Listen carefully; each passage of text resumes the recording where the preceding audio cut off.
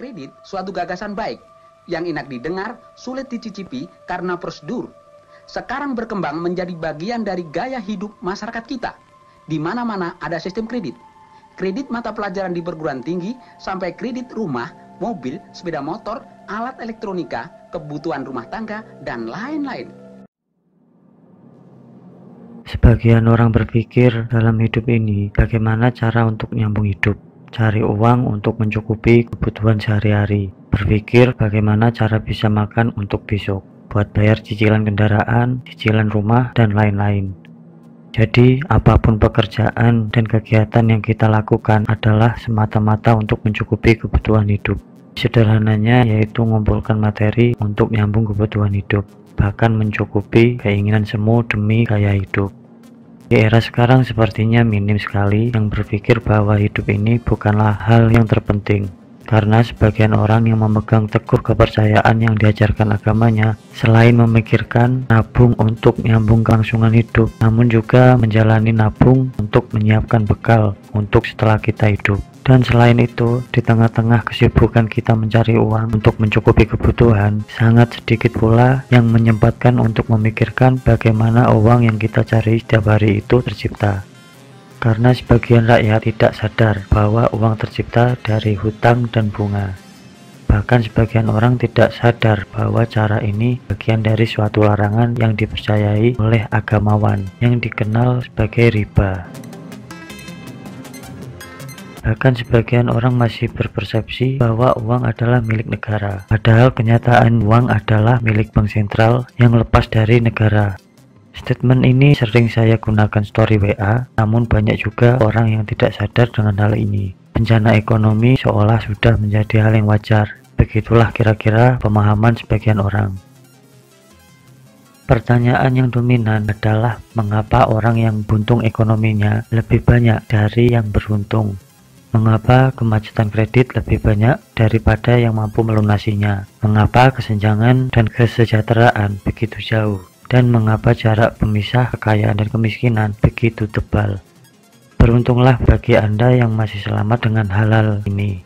Bahkan sebagian ekonom tidak sadar bahwa semua hal itu terjadi bermula dari sistem perbankan yang dikenal sebagai sistem fractional reserve. Membutakan kesadaran kita melalui pengiklanan, sales marketing kredit, dan lain-lain adalah upaya mendoktrin seseorang seolah mereka menjadi pahlawan membantu perekonomian rakyat. Kelihatannya membantu, tapi kenyataannya ia mau mencekik kita dengan cara sistem menggandakan uang lewat bunga. Begitulah cara setan kredit membisikkan di telinga kita.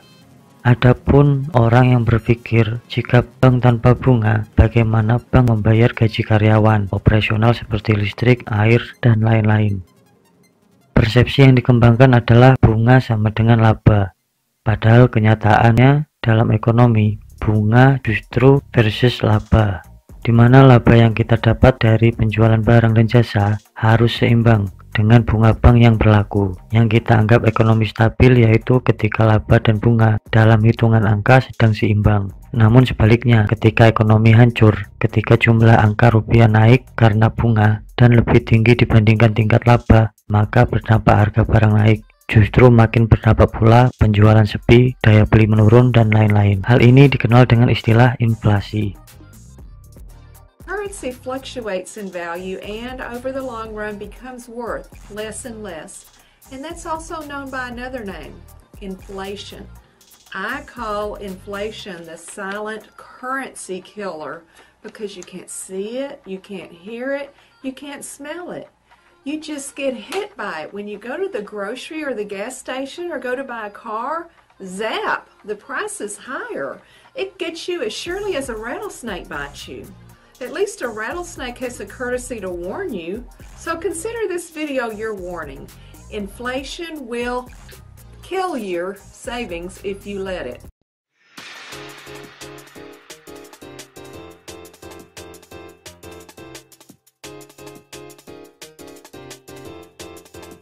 Jadikan penyampaian ini untuk lebih membangkitkan kesadaran kita, bukan untuk menyudutkan profesi manapun, bahwa kesusahan ekonomi yang kita alami bagian dari bisikan setan kredit yang menggunakan sistem fractional reserve.